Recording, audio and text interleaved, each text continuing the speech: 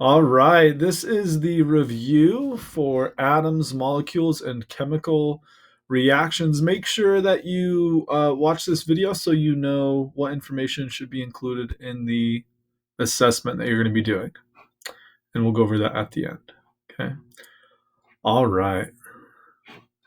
Okay, we're going to start with atoms, and we're kind of jumping way back to the beginning of the school year. Atoms are what we call the building block of matter. Okay, and remember, matter's like stuff, like anything that you can touch or feel or put in a container. That's like the stuff the universe is made out of is matter. Okay, and if we could zoom into the smallest piece of that, we call that the atom. And atoms, if you remember, are made of um, electrons, protons, and neutrons. So they have these three other little particles that they're made of. And depending on uh, the number of those, it will change what kind of atom it is. And so there's 118 different kinds of atoms, and we call those elements. And we have kind of a special list of those elements called the periodic table of elements over here. And so a lot of those we're familiar with, like oxygen and hydrogen and carbon. And then there's some you've probably never heard of because they're not very common, like Roentgenium and Seaborgium and all sorts of fun stuff. So that's called the periodic table of elements. All right. When we take atoms, like individual atoms, and we combine them together, they kind of stick together. They have this magnetic attraction because of those positive and negative charges. When we combine atoms together, we call that a molecule. So a molecule is two or more atoms combined together. And you can have small molecules that might just have two atoms or three atoms, and we can have giant molecules that have like thousands or millions of atoms as part of them. So let's look at some examples of that. I'm going to shrink myself down even a little bit smaller. Okay, so over here on the left, we have a bunch of individual atoms, and the letter inside of each one is just represents what kind of atom it is. So like H is hydrogen, and O is oxygen, and C is carbon, and those are from the periodic table. So we just have these individual atoms floating around, but if we were to take those and combine them together, we would have molecules. So over here we have these three different molecules, these combinations of atoms. Okay. All right. When we take molecules and we rearrange them, meaning we like take those atoms apart and we rearrange them to make something different, we call that a chemical reaction. So a chemical reaction is when we're rearranging atoms to make different molecules. So that example I showed you before, we have these individual atoms, and then we combine them to make different molecules. That would be a chemical reaction. If we were to reverse that and break them apart, that would be a chemical reaction. As long as we end up with different molecules, it's a chemical reaction. Let's look at a real example of that. So here we've got three molecules. I've got two of this molecule, which we're going to call O2 because there's like two oxygens stuck together. So I'd say 2O2, meaning like two O2 molecules. By the way, that's like when we breathe in oxygen, that's the molecules we're breathing in. They're not just individual atoms, they're actually two of them stuck together into a little molecule because they don't like being lonely. They don't like being by themselves, so they kind of stick together in pairs. All right, this molecule, CH4, because it has one carbon and four hydrogens, is called methane or natural gas. So that's a type of fossil fuel, and for most of us here, that's like what is runs our furnace and our water heater. So you can go ask your parents, say, hey, what kind of heater do we have? What kind of furnace do we have? And it's probably, if you live in Utah, natural gas. Okay. And so what we're going to do is we're going to do a chemical reaction. We're going to take methane, natural gas, and we're going to kind of crash it together with these oxygen atoms. And when those atoms crash into each other with enough energy, they're going to react with each other. So let me show you what that, if we could zoom in and look at those atoms, what would that look like? So here's those atoms. And so what's going to happen is those molecules are going to kind of break apart from each other. So the atoms are breaking apart from the molecules. And when you get into chemistry, you'll get into why they do this, but it has to do with there are certain pairs that are more attracted to each other than others. And so they're going to kind of combine into the pairs that they're most strongly attracted to. So they're going to all kind of split apart, and then they're going to rearrange to form some new molecules. So one of the molecules is CO2, and we've learned about that. It's called carbon dioxide. And anytime we burn fossil fuels, so whether that's like gasoline or methane or coal, it produces carbon dioxide. Okay, that's also the gas that we breathe out when we exhale.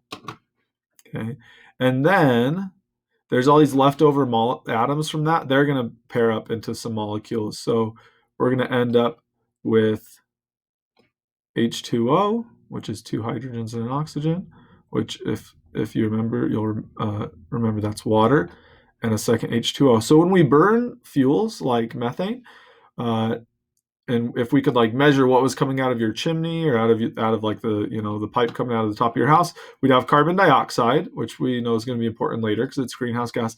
And we also have these 2 water molecules. So that's the same when we breathe out. If you like go in the winter and you breathe out, you'll see like kind of that steam. That's the water molecules that you're breathing out. And the same thing happens when we burn fuel. So you'll notice like in the winter, you'll see like kind of the exhaust from cars has that kind of steam in it. That's because you can see those water molecules that are in there. So that's the chemical reaction. We took the original molecules and we rearranged it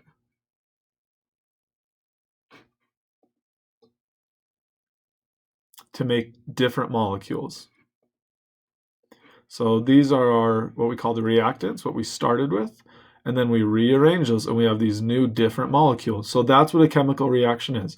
It's breaking those molecules apart and rearranging the atoms to build something new. Okay, when we do that, if we change the molecules, we also change like this substance, meaning different molecules make different types of things. And so like here we started out with oxygen that we could breathe and methane, but we ended up with 2 totally different things, water and carbon dioxide. So by changing the molecules, we also changed the substance. So an example of that, of changing the substance, is one type of reaction is burning something. So if we took our science notebooks and at the end of the year decided, well, we don't need those anymore, let's burn those. What you end up with afterwards, the ashes, are different than the paper. If I tried to build a book out of ashes, it wouldn't work because it's not paper anymore. It doesn't have like the same properties that paper has. I've created like an entirely different type of stuff. Sometimes it's hard to know if a chemical reaction happened. With burning paper, it's obvious, but there's some, like when I breathe in and I breathe out, it's hard for me to know that I just did a chemical reaction, like because I can't see the gas that I'm breathing in and out. I can't see the molecules, and so if I wouldn't know that was a chemical reaction, except that there's some signs we can look for. So we're going to talk about 5 signs that a chemical reaction happened. The first one is color change. And there's a cool example there of the left. They're mixing a clear liquid and a purple liquid, but when they combine, they react, they make new molecules, and it turns into a different color. We also saw that with our bromothymol blue. That's when we did like the plants in test tubes. It's also the same chemical that we like blew into with a straw, and we saw how it changed from blue to yellow and back to blue again. And that's because there was a chemical reaction happening. The next is a change in smell. So our nose and also our taste buds are really, really good chemical sensors. That's basically what they do. And so if something changes smell, that's a good indicator that it's turned into something different. And our nose is kind of good at picking up on those differences. So when we're cooking, that's a place you notice a lot of different smells. That's because there's all these chemical reactions happening. All right. The next is formation of a gas.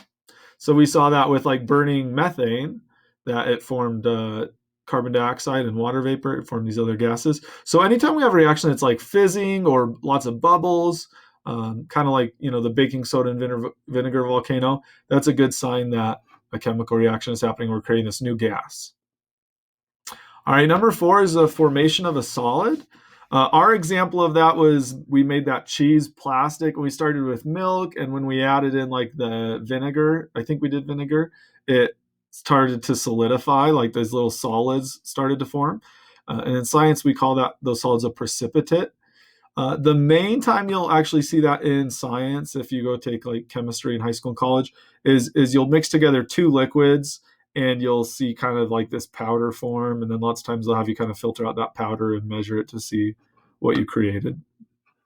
So the formation of like a new solid.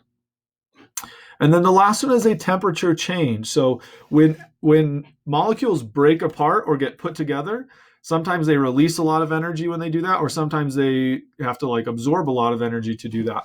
And so a good example of that is hand warmers. So hand warmers, they actually have iron in them, like the metal. And iron, we know when we leave it out, it rusts. And rust actually releases heat. When iron rusts, it gets hot because it's releasing all that leftover energy from the reaction. And so basically hot hands, they have some other chemicals in there to speed that reaction up and to make that iron rust really fast and release lots of heat. And so that temperature change is telling us that there's a reaction going on inside of there.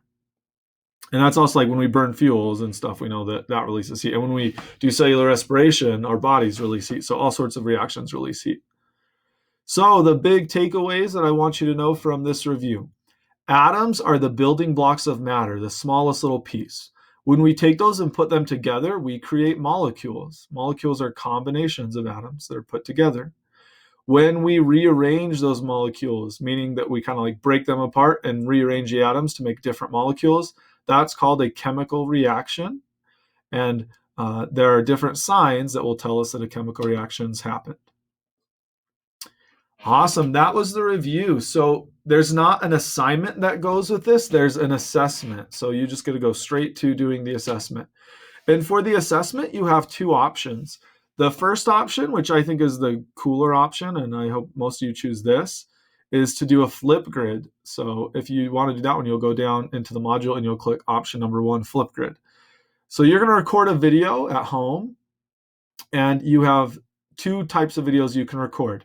One is you could do a chemical reaction, and there's lots of examples that we did in school, like Alka-Seltzer and water, or baking soda and vinegar, or you could cook something. But you're going to record your chemical reaction, and then you're going to just explain to us what is a chemical reaction and what was the sign of a chemical reaction that was part of yours. Okay. And if you could look up like fun chemical reactions at home and online, and you could find all sorts of cool examples for that. The other video you could record is you could model. So I did that using my computer. Like I showed you the different atoms and molecules and how they were rearranging. You could do that, and you could either draw it on paper or a whiteboard, or you could use Legos to model those atoms breaking apart and rearranging, or you could do a dance where your family is the atoms, whatever you want to do. But basically modeling what those atoms and molecules would look like when they break apart and rearrange. Okay, and then you would use that to explain what a chemical reaction is.